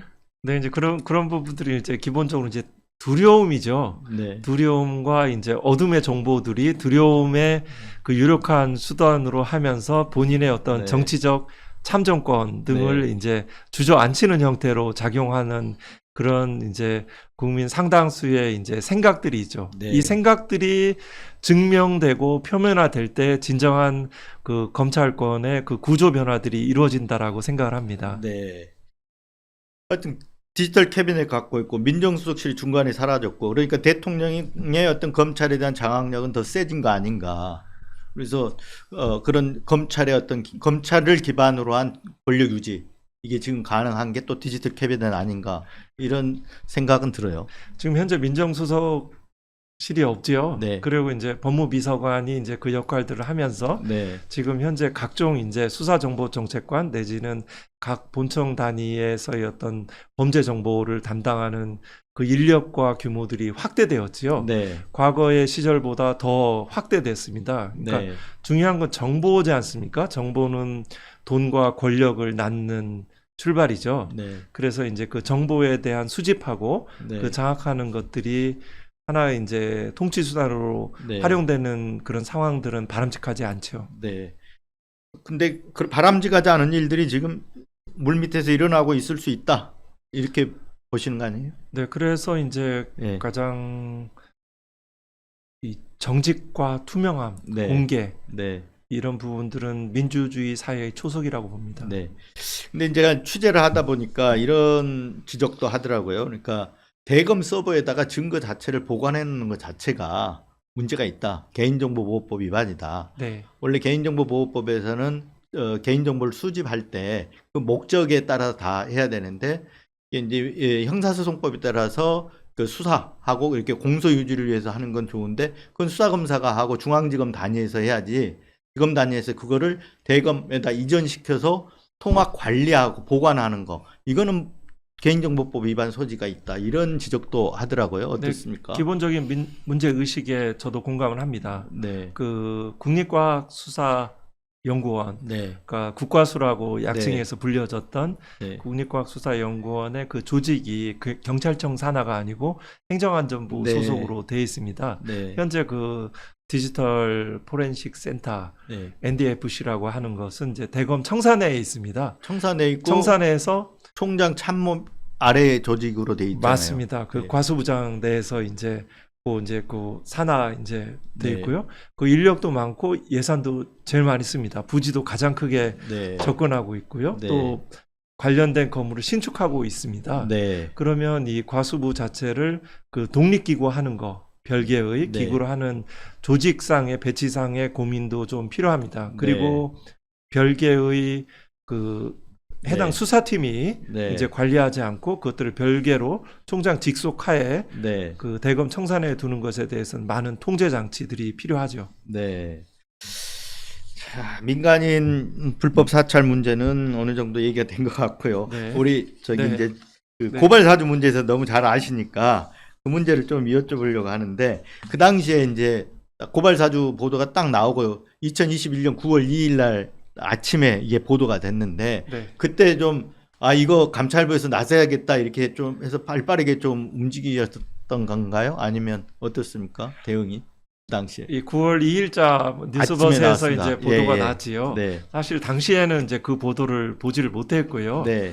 그리고 이제 9월 3일 날 이제 그 조성은 공익 그 제보자 공익신고인이 예. 그 이제 대검 감찰부로 이제 연락이 오면서 이제 이 아. 사건 자체에 대해서 본격적으로 감찰부가 보게 되었습니다. 나중에 보도를 통해서 제가 들은 바로는 그 9월 2일자 보도 당일날 네. 오후 저녁 8시에 예. 그 임모 검사 그 예, 주재하에 예, 그걸 예. 뭐 이 스마트폰 동영상으로 촬영했었다고 하는데요. 네. 당시 이제 수정관실에 있는 PC 업무용 네. PC 25대의 그거는 이제 디가우징. 네네 네. 그거를 이제 하드 디스크 예, 하드 예. 이 저장 장치를 따로 빼서 네. 다른 컴퓨터에 대해서 포맷을 했다고 합니다. 포맷 흔적조차도 남지 않기를 하는 거죠. 아주 네. 전문가의 이제 기술인 거죠. 네. 이렇게 해서 그 포맷됐다는 그런 말을 들었습니다. 그 PC 25대 자체가 네. 거기는 이제 검사들도 있고 IO라고 부르는 네. 그 정보 전문 이제 수사관들의 이제 PC도 있죠. 네. 그 직전에 이제 8월에 이제 교체한 것들인데 새로 네. 새 PC에 이제 하드 디스크를 이제 따로 떼어다가 네. 다른 PC에서 포맷을 해서 기본적으로 그 안에 있는 정보들이 그 사라졌죠. 그 네. 관련해서는 이제 당시에 이제 예를 들어 현재는 이제 고발장을 전송한 파일들만 이제 됐죠. 굉장히 중요한 디지털 증거죠. 네. 텔레그램의 전송이라는 문자뿐만 아니라 네. 그 예를 들어 문서 위조죄의 문서 원본이 존재하는 것과 마찬가지죠. 네. 그런 증거뿐만 아니라 최초의 그 고발장 작성의 초안이라든가 내지는 장모 대응팀의 존재라든가 그 관련 문건 등이 관련되는 내용들도 네. 그 PC에 네. 여러 가지 정보들이 있지 않았을까라는 그런 아쉬움 네. 이런 부분들은 있지요. 네. 제가 금방 이 질문을 드린 이유가 바로 그것 때문에 그런 거거든요. 9월 1일 아침에 보도가 나왔기 때문에 바로 발빠르게 움직였으면 아까 그런 증거인멸을 좀 막을 수 있었을까? 이런 생각이 들어서 그 아쉬움이 좀 있는데 네. 우리 변호사님 어떻습니까? 글쎄 그렇게 막 네. 신속성의 이런 측면들도 이제 필요하긴 한데 네. 그 부분은 그렇죠. 여러 가지 네. 뭐 생각할 지점이 네. 있어서 적합한 방식으로 네. 저희들이 감찰을 해야 되니까요. 적법한 방식으로 해야 되니까요. 그렇다고 해서 뭐 이렇게 보도를 봤다고 해가지고 신속하게 또 뭘 바로 압수하고 이럴 수 있는 건 아니잖아요. 영장도 받아야 될 거고. 네, 그렇죠. 그리고 이제 압수수색 관련은 이제 기본적으로 감찰은 임의 제출 형식으로 이제 네. 돼야 되고요. 네. 사실상 이제 감찰부장의 어떤 인식과 의지대로 네. 이렇게 할 수 있는 여건들이 아닙니다. 그렇죠. 일단은 검찰총장의 지휘권으로 사실상 독립되어 있지 않고요. 네. 같이 일할 수 있는 업무를 할 수 있는 검사들 자체가 네. 기본적으로 다시 그 감찰부로 독립돼서 철저하게 수사할 수 있는 그런 의식 구조들을 네. 가지고 있지는 않습니다. 여건이 아닙니다. 네, 아까 이제 그래서 조서은 씨가 고발사주 공익신고를 9월 3일 날 보도 다음 날 이제 해서 움직이셨다는 거잖아요. 네. 그럼 그때 아까 그런 구조라면 그때 상당히 부담을 느끼셨을 것 같아요. 많은 부담을. 그런데 이제 고발장 자체의 진술 자체가 굉장히 신빙성이 네. 높았고요. 신빙성 높아도 그 독립돼 있지 않은 상황에서 검찰총장이 있는데 이게 부담이지 않습니까? 그래서 이제 가장 확실한 디지털 증거들이 있고 당시에서는 그 뭐 감찰 뭐 3과장이든 제가 법정에 증언한 내용이기도 한데요. 네. 그 이 책에도 있는 내용이긴 한데요. 검찰 당시 김호수 총장이 이런 진행 자체에 대해서 그 동의를 했습니다. 네. 그래서 여기에 대해서 이제 연구관도 일부 이제 다른 네. 반부회부에서 이제 파견돼서 받았고요. 네. 그 기본적으로 이런 과정에서 워낙 이제 중요한 정보 네. 사건이니까요. 네. 관련해서 그래서 이제 정보통신과를 통한 메신저에서 네. 메신저 정보 또 그다음에 그 이프로스 내에서 이제 판결문 검색 네. 시스템 등의 이제 접근 로그 네. 이런 물적 증거들도 확보할 수 있었습니다. 일단은 우여곡절을 거쳐가지고 올해 1월 31일 1심에서 손준성 수사정보정책관에 대해서 유죄가 났습니다. 네. 근데 그 1심 판결을 하면서 공수처에서는 고발장 작성자를 지목을 못했는데 1심 법원에서는 네. 고발장 작성자로 대검 수사정보정책관실 자체를 고발장 작성자로 지목을 했어요. 근데 그 조직범죄라는 얘기인데 조직범죄는 뒤에 배우가 있어야 될 거 아닙니까? 딱 집어가지고 배우 누구다 이렇게 할 수 있는 사람이 있습니까? 네, 뭐 그 조직 논리를 제일 잘 아실 것 같아요. 네, 뭐 생각나는 네. 분들과 그 역할이 생각나는데요. 네, 그거 뭐 네. 제가 말씀드리지 않아도 네. 이거는 원래는 처음에는 특수한 경험칙의 네. 영역이었습니다. 네. 이 특수한 경험칙은 의견이 아니고 증언 등을 통해서 이제 네. 그 사실 인정이 돼야 되는 부분입니다. 국민 네. 일반의 상식과 그 경험칙은 재판의 규범으로 돼서 판단 근거가 될 수 있습니다. 결국은 손준성 대검 수사정보정책관보다는 더 위에 있는 사람이어야 될 거 아닙니까? 네, 이 부분이 손준성 검사가 개인이 네. 그 직속 상관 네. 대표적으로 이제 윤석열 검찰총장이죠 그 당시에. 네, 윤석열 네. 검찰총장과 그다음에 뭐 단톡방에 들어있던 네. 한동훈 검사 네. 이제 그 당시에 이제 반부회 부장으로 같이 네. 대검에서 근무하기도 했었으니까요. 그 특수한 경험칙이라는 게 대검 수사정보정책관은 네. 윤석열 검찰총장으로부터만 지시를 받는다. 이게 네. 특수한 경험칙 아닙니까? 맞습니다. 그리고 그 말을 어렵게 하세요.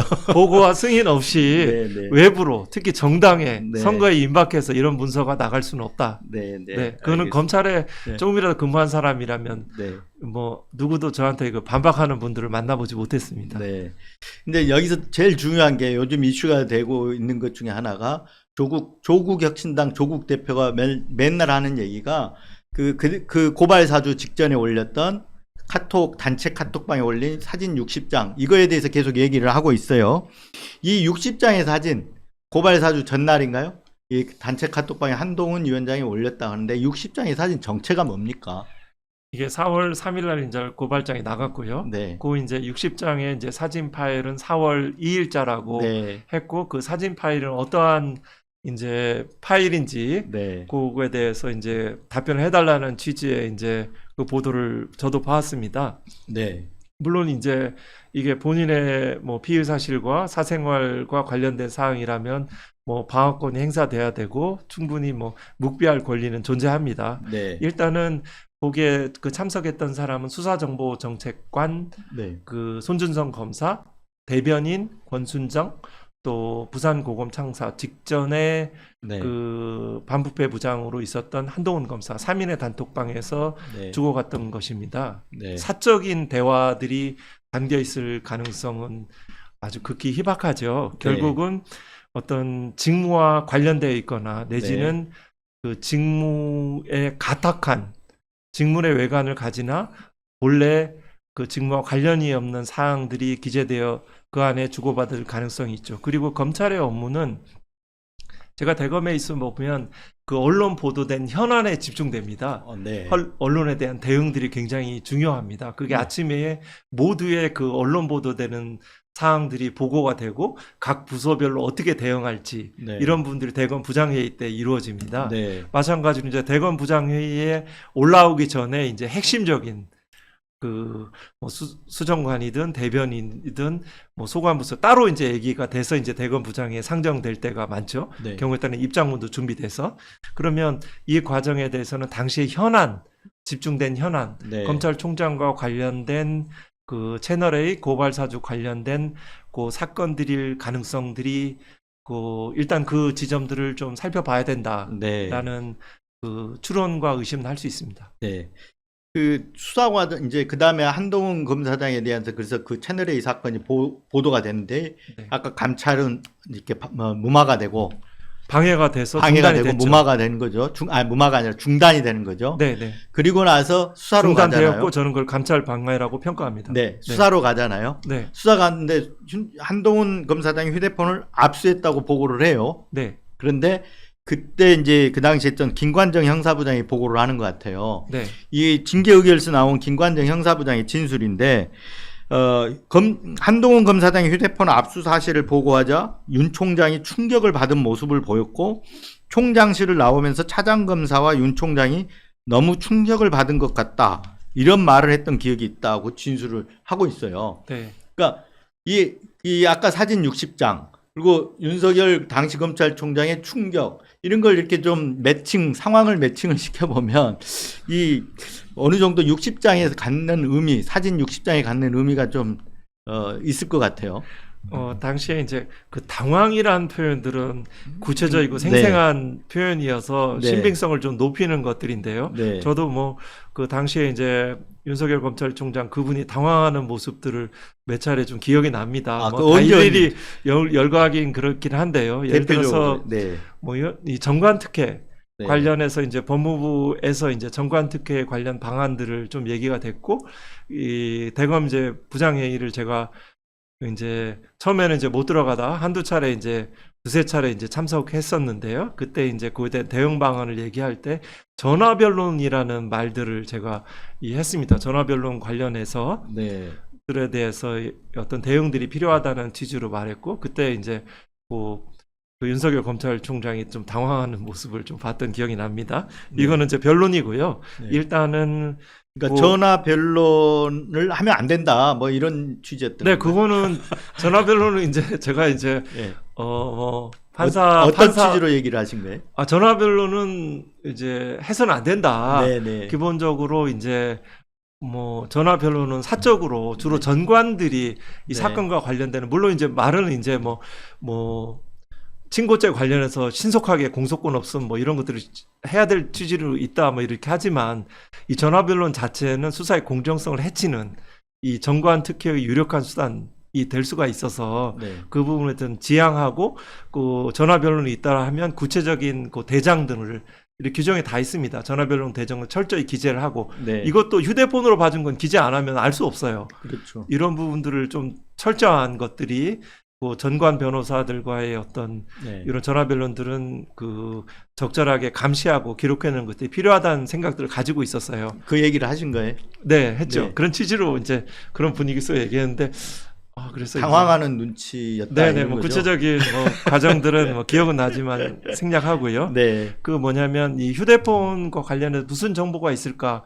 왜 이렇게 그 어떤 방어권들을 행사할까라는 측면에서는 네.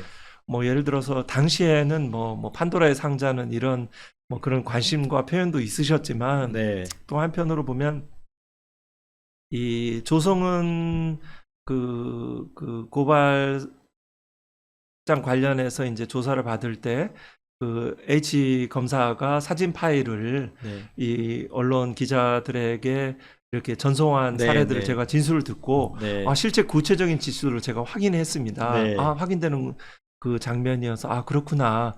뭐 그러면 이 조성원의 진술이 사실이라면 실제 그러한 행위가 있었다는 거지 않습니까? 네. 그러면 그 휴대폰 내외 예를 들어서 검찰 내에서의 내부 비밀 보안이 유지되는 수사 정보와 수사 기밀에 관한 사안들이 그 파일의 형태로 그 사진 휴대폰에 담겨 있을 수도 있겠다. 그거는 굉장히 큰 범죄잖아요. 네. 공무상 비밀 누설도 될 수 있고 굉장히 예를 들어서 이제 그 대상의 그 기자 그 언론사가 누구인지도 네. 특별한 나오죠. 거잖아요. 네. 네. 이런 지점에서 굉장히 그런 지점을 생각을 했었죠. 네. 그런 지점도 있고 또 하나는 이제 그 당시에 현안에 있던 고발 사주 관련한 그 사진 파일이 있을 가능성들도 네. 배제할 수 없죠. 네. 그 고발 사주 사건, 윤석열 대통령, 한동훈 지금 국민의힘 비대위원장 여기 치명적 사법 리스크라고 보는데 이게 어떻게 그렇게 볼 수 있습니까? 맞습니까? 향후에 이 치명적 사법 리스크가 될 가능성이 높다. 그 고발이 됐습니다만 무혐의 처분 받았습니다. 그런데 지금 1심에서는 대검 수사정보정책관실에 조직범죄로 이렇게 규정이 돼 있어요. 그러면 그 위에 아까 말했던 고발 사주 전날 사진 60장이 있고 그리고 대검 수사정보정책관실은 검찰총장만의 지시를 받고 이런 상황을 감안했을 때 이분들의 앞으로 향후 사법 리스크가 될 수 있냐라는 거죠. 그 사법 리스크는 직접적으로 표현하면 형사처벌 가능성입니다. 네. 네.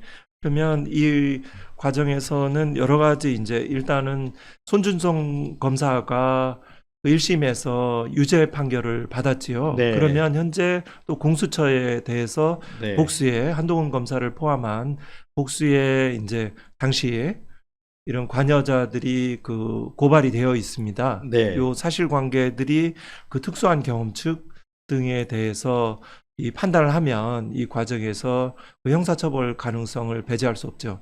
네.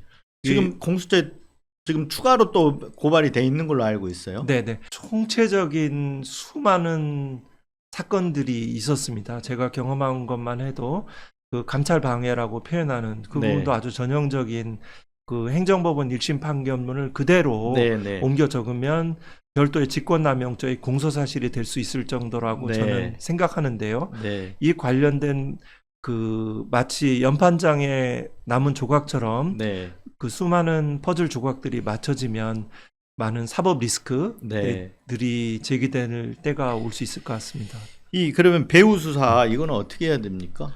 일단은 그 관할이 이제 공수처니까요. 네. 공수처의 이제 공정한 수사, 독립된 네. 수사들을 이제 보고 거기에 대해서 기대할 수 없다. 네. 여러 가지 인적 구성이나 실제적인 과정들에 대해서 네. 그 기대할 수 없다면 현재 생각할 수 있는 것이 이제 국회를 통한 네. 국회의 그 국정조사, 네. 특검 등의 네. 조치들 그리고 언론인들의 뭐 예를 들어 뉴스버스와 네. 같은 어떤 그 국민의 알 권리에 부합하는 언론의 감시 기능 네. 또 등이 또 이게 복합적으로 이루어져야 되겠죠. 네.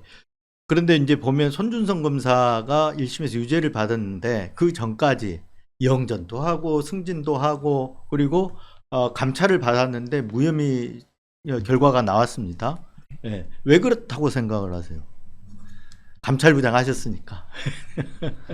일단 있을 수 없는 일입니다. 네. 그 공소 제기돼서 재판을 받고 있는 사람이 재판 진행 중에 검사장으로 이 검찰의 이제 검사들의 꽃이라고 하는, 검사들은 그 인사에 관련해서 그 이 탄력성 굉장히 민감한 조직입니다. 네. 그러면 이제 검사장을 승진하는 것들이 아마 전무후무한 네. 일일 것 같고요. 또 그 과정에 대해서 검사장 승진의 아마 하나의 논거 근거로서 대검 감찰부에서 이제 제가 퇴직한 이후로 대검 감찰에서 그 비인정 안 됨, 혐의 없음 결정이 났지 않는 거라는 것도 이제 위원회에서 이제 자료로 활용되었을 것 같아요. 네. 그러면 이 부분들은 어떤가?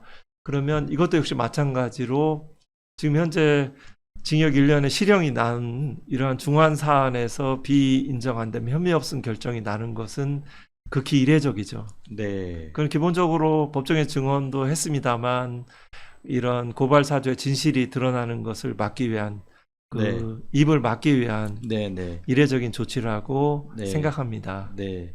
그러면 진실을 알고 있는 분들이 꽤 많으니까요. 말씀이 나오겠죠. 그러면 이제 아까 말씀하셨는데 그 윤석열 대통령이 검찰총장 시절 징계 처분에 대한 징계 처분 취소 소송이 1심에서는 징계가 정당하다고 나왔는데 2심 가서 징계 취소하라는 얘기가 나왔고요. 그리고 상고 포기해서 확정이 됐어요. 근데 아까 그 징계 처분 내용, 1심 내용 중에 뭐 감찰방해, 수사방해 이렇게 있어요. 그 부분은 나중에 형사적으로 이제 문제가 될 수 있다. 직권남용 소지가 있다. 이렇게 딱 떨어지는 직권남용이다. 이렇게 말씀하셨는데. 근데 어찌됐든 간에 이 한동훈 장관이 원고 윤석열, 피고 한동훈 이렇게 해서 이 재판이 진행되다 보니까 이런 결과가 나왔단 말이에요. 그러면 고발 사주 사건, 이 사건 2심 재판 이렇게 갈 가능성 없습니까? 이게 공수처는 또 아까 말씀하신 대로 공수처장 대통령이 또 임명하고 공수처장을 대통령의 사람으로 임명하려다가 지금 그게 안 돼서 지금 수뇌부가 공백 상태인데 어떻게 보십니까? 재판 전망. 일단 공수처의 이제 공소 유지 활동들에 이제 어떻게 변화하는지를 주시를 해야 되겠죠. 네. 이 1심에서 이제 그 인력들 사인인가요? 공판 직접 이제 법정에 출석하는 사람들에 대해서 그 공판 수행 의지와 그 적극성, 그 실력에 있어서는 다양한 구성들을 가지고 있는 것 같아요. 제가 증인에 대해서 입증과 신문사항을 통해서 추론해 봤는데요. 그렇지만 그 유죄를 받아낼 수 있는 의지와 최소한의 역량은 증명이 되었는데요.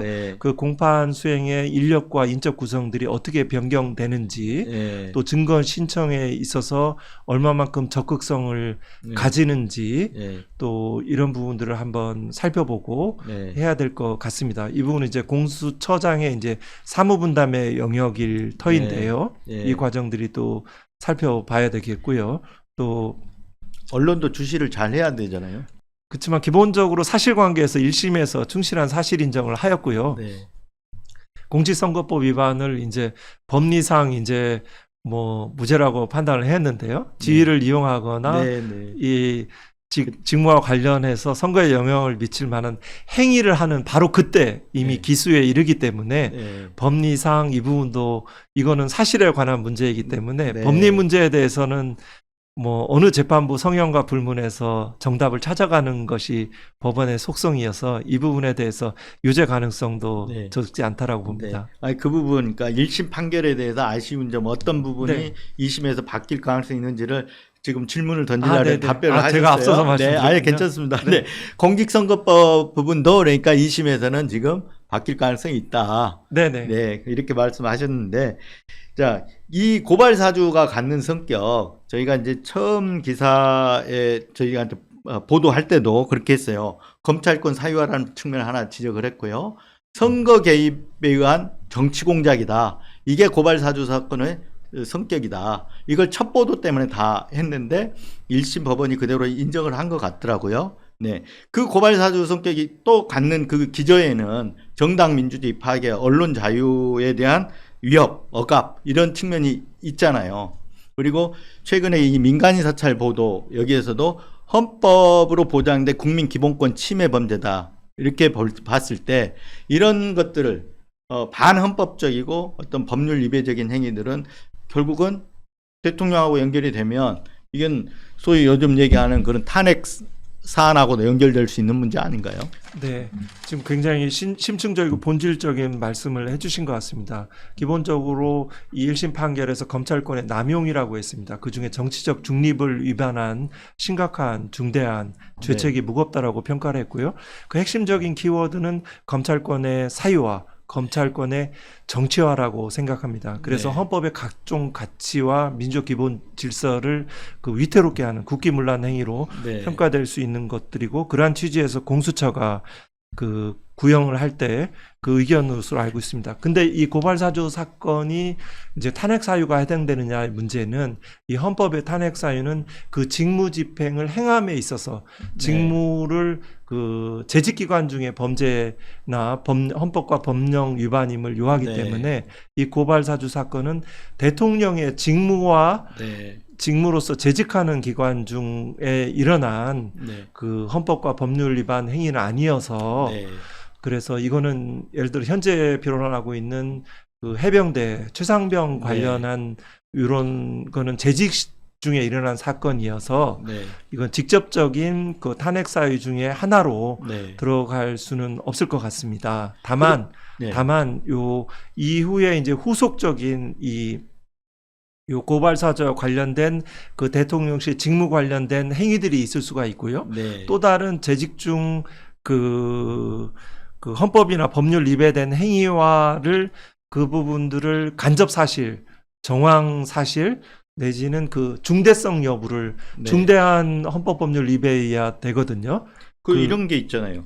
그를 검사의 인사권은 대통령한테 있지 않습니까? 네. 네. 근데 손준성 검사를 영전 승진시켜서 수사를 방해한 부분들은 어떻게 됩니까? 그게 네. 인정이 된다면. 제가 그 부분까지 생각을 못했습니다. 네, 그 네. 부분도 예를 들어서 이제 제가 말씀드렸죠. 고발사주 후에 이제 일어난 이제 네, 직무 네. 관련 행위들을 그 일련의 총체적인 일련의 과정들로 본다면, 네. 현재 어떤 인사권자는 기본적으로 대통령입니다. 네. 검사는 대통령이 임명합니다. 네. 저도 대통령으로부터 검사 임명과 감찰부장의 직무에 보한다는 네. 임명장을 받았습니다. 네. 그렇기 때문에 그 인사권의 행사 관련해서도 관련이 될 수 있겠습니다. 네. 대통령이 뒤에서 보호막이 이렇게 쳐주지 않았으면 손준성 검사가 검사장까지 갈 수가 없었을 것 같아요. 추론, 네네. 추론인데요. 네네. 네. 그렇지 않겠습니까? 인사권이 대통령한테 있는데. 네, 지금 이제 그 인사권은 굉장히 중요합니다. 네. 네, 중요하죠. 네. 그리고 아까 그 민간인 사찰 부분에 있어서도 이게 윤석열 대통령 때 이런 얘기, 어떤 소식, 뭐 그 전에 검찰은 그 전부터 있었다라고 얘기를 하지만 쭉 진행돼 왔다 그러면 아까 말했던 대로 검찰총장이 예규 결재도 하고 이런 거기 때문에 윤석열 대통령이 알았을 거다, 검찰총장 시절에. 그런데 지금 대통령이 돼서도 그 상태가 지속되기 때문에 그 사안은 어떻게 봐야 됩니까? 그러니까 직무 지금 진행 상황에서 위법 행위나 이런 걸로 볼 수 있는 거냐는 거죠. 제가 대검 감찰부장으로 판사 출신, 변호사 출신으로 대검 감찰부장에서 그 검찰 조직의 사건 처리 과정, 의사결정 구조를 보면서 제가 체득하고 그 인정하는 경험칙은, 그 언론에 보도되는 중요한 사건들은 모두 상급자에게 보고되고 네. 그 검찰총차장에게 보고된다. 네. 안다. 네. 때로는 검찰총장의 업무 스타일에 따라 직접적인 방향도 지시를 한다. 네. 이것입니다. 네. 아니 근데 그 상황이 네. 대통령이 되고 난 이후에도 지금까지 2년이 지났지만, 취임하고 2년이 됐지만 지속이 되고 있다라는 거예요.